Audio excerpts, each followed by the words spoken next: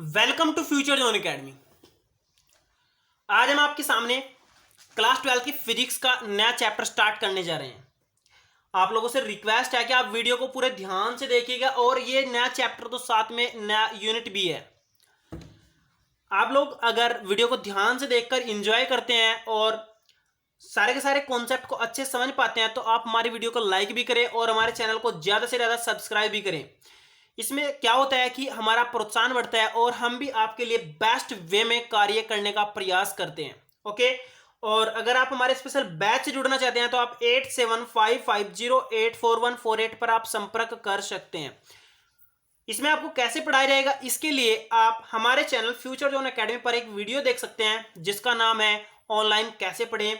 Okay, आप उसे देखकर समझ जाएंगे कि आपको ऑनलाइन कैसे पढ़ाया जाएगा। तो आइए शुरू करते हैं आज की ये वीडियो। इस चैप्टर में हम आज का जो चैप्टर है हमारा उसमें पढ़ाएंगे विद्युत धारा के चुंबकीय प्रभाव। यहाँ पर आप देखेंगे कि चुंबक क्या होती है और चुंबक के बारे में आप कैसे कैसे गुण देख सकते हैं और कैसे कैसे स्टडी कर सकते हैं। तो शुरू करते हैं। पहले हेडिंग है हमारी चुंबक। तो मैं आपको पहले बता दूं, जो चुंबक होती है ना आपकी, वो एक ऐसा पदार्थ होता है, एक ऐसा मटेरियल होता है जिसके द्वारा हम लोहे जैसे पदार्थों को आकर्षित करते हैं, मतलब चेक कर सकते हैं। आप लोगों ने चुंबक देखे होंगे, हमारे पास चुंबक बहुत सारे प्रकार की होती हैं। तो चुंबक क्या होता है? एक ऐसा पदार्थ होता है जो या तो किसी पदार्थ को क्या करता है, आकर्षित करता है, क्या करता है, आकर्षित करता है, या फिर क्या करता है, प्रतिकर्षित करता है। क्लियर? आप ध्यान दीजिएगा, चुंबक आपका दो ही काम कर सकता है, आकर्षित कर सकता है, प्रतिकर्षित कर सकता है। यानी आकर्षित मतलब अपनी ओर खींचेगा और प्रतिकर्षित मतलब दूसरे की ओर धकेल देगा। चुंबक आपकी यहाँ पर आप दो ही प्रकार पढ़ेंगे। एक तो आप यहाँ पर पढ़ेंगे दंड चुंबक। दंड चुंबक आपकी ऐसी होती है, आयताकार पट्टियां होती हैं, उसकी चुंबक आपकी ऐसी होती है, आपकी आयताकार पट्टियां होती हैं। और जो आपकी दूसरी होती है वो होती है अश्वचुंबक। अश्वचुंबक आपकी ऐसे यू आकार की होती है, ये आपकी होती है अश्वचुंबक। जबकि बहुत सारे प्रकार की चुंबक होती है, आपने देखा वो स्पीकर में आपकी गोलाकार होती है, वो भी एक चुंबक है। और आपने देखा होगा जो आपके क्या नाम उसका, आप लोगों ने देखा होगा जो कुछ स्पेशल स्पीकर होते हैं उनमें आपकी कुछ चुंबक आपकी ऐसे होती हैं, मतलब गोलाकार सी होती हैं, और ये भी आपकी चुंबक होती है। वो स्पेशली डिजाइन के लिए तैयार करी जाती हैं ताकि हम उसमें डिजाइन में उसको यूज कर सकें। कोई बात नहीं, आप इन चीजों पर ध्यान मत दीजिएगा। यहाँ पर आपका जो फोकस है वो दंड चुंबक और अश्व चुंबक पर ही है। तो आगे बढ़ते हैं चुंबक के गुणों के बारे में। हम चुंबक के गुणों के बारे में देखते हैं एक बार, चुंबक के कौन कौन से गुण होते हैं, आप इनको कैसे कैसे स्टडी कर सकते हैं। तो देखिए, पहला तो आपको मैंने बताया कि चुंबक लोहे जैसे पदार्थों को क्या करती है, अपनी ओर खींचने का प्रयास करती है। पहला गुण आपका क्लियर हो जाना चाहिए। ये क्या करती है, लोहे जैसे पदार्थों को अपनी ओर आकर्षित करती है। दूसरे गुण की ओर चलते हैं। अगर आप किसी भी चुंबक को स्वतंत्रता पूर्वक धागे में बांधकर लटकाएंगे तो लटकाने के बाद वो एक निश्चित दिशा में ठहरेगी और वो दिशा होगी उत्तर दक्षिण दिशा में ठहरेगी। याद रखना, अगर आप किसी भी चुंबक को धागे में बांधकर लटकाएंगे तो लटकाने के बाद वो हमेशा उत्तर दक्षिण दिशा में ही ठहरेगी। तीसरे पॉइंट पर चलिए। अगर आप क्या करें, अगर आप किसी चुंबक को लेकर उसे है ना आप हीट अप कर दे, गर्म कर दे, बहुत ज्यादा गर्म कर दे, तो वो चुंबक अपना गुण खो देगी, यानी कि वो आकर्षण और प्रतिकर्षण करना बंद कर देगी। ये तीसरा पॉइंट भी आप अच्छे से याद कर लीजिएगा। ओके, आप लोग चुंबक के बारे में बहुत सारा अगले चैप्टर में भी पढ़ेंगे, क्योंकि ये यहाँ पर जो आपके 3 या 4 चैप्टर चलने वाले हैं उनमें आप चुंबक के बारे में ही चर्चा करेंगे। तो आइए थोड़ा आगे बढ़ते हैं। यहाँ पर नेक्स्ट हेडिंग है हमारी चुंबकीय क्षेत्र। जैसे आप लोगों ने पढ़ा था वैद्युत क्षेत्र, ऐसे ही हमारे पास यहाँ पर चुंबकीय क्षेत्र है। तो देखिए आप लोग क्या है, अगर हमारे पास कोई चुंबक रखी है, यहाँ पर ध्यान दीजिए, अगर ये आपकी क्या है, चुंबक है, तो इसके चारों ओर का क्षेत्र जो आपका होगा उसको बोलते हैं हम चुंबकीय क्षेत्र बोलते हैं। क्या बोलते हैं हम उसको? चुंबकीय क्षेत्र। तो यहाँ पर आप ध्यान से समझिएगा, चुंबक के चारों ओर का क्षेत्र चुंबकीय क्षेत्र कहलाता है, और जो आपका वैद्युत आवेश के चारों ओर का होता है उसको हम वैद्युत क्षेत्र बोलते हैं। क्लियर? आगे बढ़ते हैं थोड़ा सा। इसे हम बी से प्रदर्शित करते हैं। किससे प्रदर्शित करते हैं? बी से। और इसका जो मात्रक होता है ना चुंबकीय क्षेत्र का, जो चुंबकीय क्षेत्र का जो मात्रक होता है वो आप लोग अच्छे से समझ लीजिएगा। इसका मात्रक होता है वेबर प्रति मीटर स्क्वायर। क्या होता है?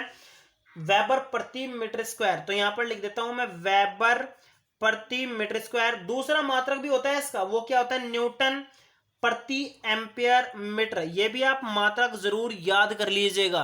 और हाँ, एक बात मैं आपको बता दूं, जो चुंबकीय क्षेत्र होता है वो आपका सदिश राशि होती है। कैसी राशि होती है चुंबकीय क्षेत्र? वो आपकी सदिश राशि होती है। ये आपका क्वेश्चन पूछा जाता है। कैसी राशि होती है? सदिश राशि होती है। और जो इसकी दिशा होती है वो होती है दक्षिणी ध्रुव से उत्तरी ध्रुव की ओर। दिशा आपकी कौन सी होती है? दिशा होती है आपकी इसकी दक्षिणी ध्रुव से, यानी जो आपका दक्षिण ध्रुव होगा उससे उत्तरी ध्रुव की ओर। आप इसको भी अच्छे से समझ लीजिएगा। क्लियर? आइए थोड़ा आगे बढ़ते हैं। नेक्स्ट हेडिंग है हमारी चुंबकीय बल रेखाएं। चुंबकीय बल रेखाएं। इससे पहले मैं आपको चुंबकीय क्षेत्र की तीव्रता के बारे में बताना चाहता हूं। चुंबकीय क्षेत्र की तीव्रता, ये भी आपका अच्छा पॉइंट है। और इसमें इसे भी हम बिल्कुल चुंबकीय क्षेत्र की तरह मानकर चल सकते हैं। इसको भी हम किससे प्रदर्शित करते हैं? बी से प्रदर्शित करते हैं। और ये हमारा क्या होता है? इसका मात्रक भी सेम, दिशा वही होगी, वेबर प्रति मीटर स्क्वायर इसका मात्रक होगा, न्यूटन प्रति एम्पियर इसका मात्रक होगा। और दिशा इसकी दक्षिण ध्रुव से उत्तरी ध्रुव की बजाय उल्टी होती है। याद रखना आप, इसकी दिशा क्या होगी? थोड़ी उल्टी होगी। वो भी आप अच्छे से याद कर लीजिएगा। यहां पर इसका उत्तरी ध्रुव से दक्षिणी ध्रुव की ओर होती है। क्लियर? तो आगे बढ़ते हैं हम चुंबकीय बल रेखाओं की ओर। चुंबकीय बल रेखाएं आपकी क्या होती हैं? तो आप ध्यान से समझ लीजिएगा। चुंबकीय बल रेखाएं, तो आप यहां पर ध्यान दीजिए। चुंबकीय बल रेखाएं आपकी क्या होती हैं? ये क्या होती हैं? जो आपका चुंबकीय क्षेत्र होता है ना, उसमें निष्कोण वक्र रेखाएं खींची जाती हैं जो सतत चुंबकीय क्षेत्र का प्रदर्शन करती हैं। एक बार और ध्यान से समझिए। जो आपका चुंबकीय क्षेत्र होता है उसके अंदर हम क्या करते हैं? कुछ रेखाएं खींचते हैं, निष्कोण वक्र रेखाएं खींचते हैं जो चुंबकीय क्षेत्र का निरंतर प्रदर्शन करती हैं। और अगर उन पर स्पर्श रेखा खींची जाती है वो चुंबकीय क्षेत्र की दिशा को प्रदर्शित करती हैं। ध्यान से समझिए। क्लियर हो गया होगा? एक बार और रिपीट कर देता हूं। जो आपकी चुंबक होती है, जो चुंबक के चारों ओर आपका क्या होता है? चुंबकीय क्षेत्र होते हैं।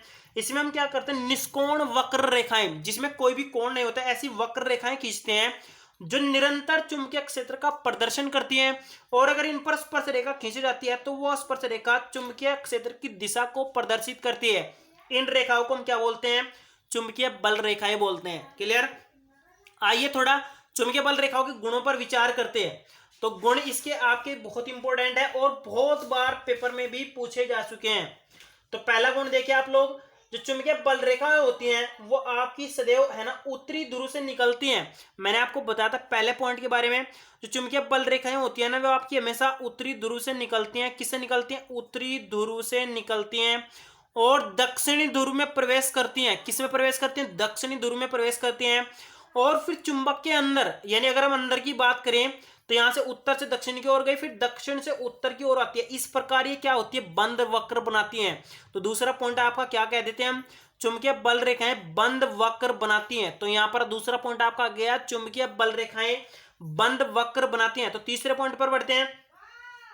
तीसरा पॉइंट आप याद रखिएगा, दो चुंबकीय बल रेखाएं कभी भी एक दूसरे को ऐसे नहीं काट सकती, यानी कभी भी एक दूसरे को नहीं काट सकती।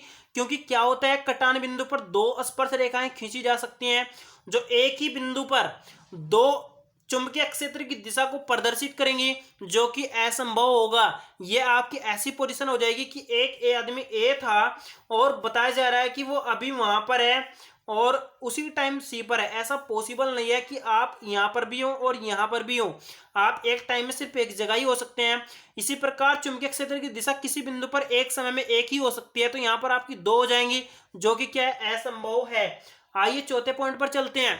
जहां पर आपका चुंबकीय क्षेत्र सघन होगा, ताकतवर होगा, पावरफुल होगा, ज्यादा होगा, चुंबकीय क्षेत्र ज्यादा होगा, वहां पर आपकी चुंबकीय बल रेखाएं क्या होंगी? सघन होंगी और पास पास में होंगी, ज्यादा होंगी।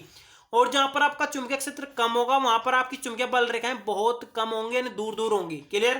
पांचवें पॉइंट पर ध्यान दीजिए आप लोग। अगर आपका एक समान चुंबकीय क्षेत्र है, मतलब चुंबकीय क्षेत्र आपका क्या एक समान है, तो आपकी चुंबकीय बल रेखाएं एक समान दूरी पर स्थित होंगी और हमेशा सारी की सारी सीधी होंगी।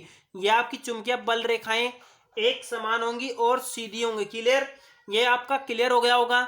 नेक्स्ट वीडियो जो आपकी आने वाली होगी उसमें हम आगे बढ़ाएंगे चैप्टर, और वो होगा आपका ओरेस्टेड का प्रयोग।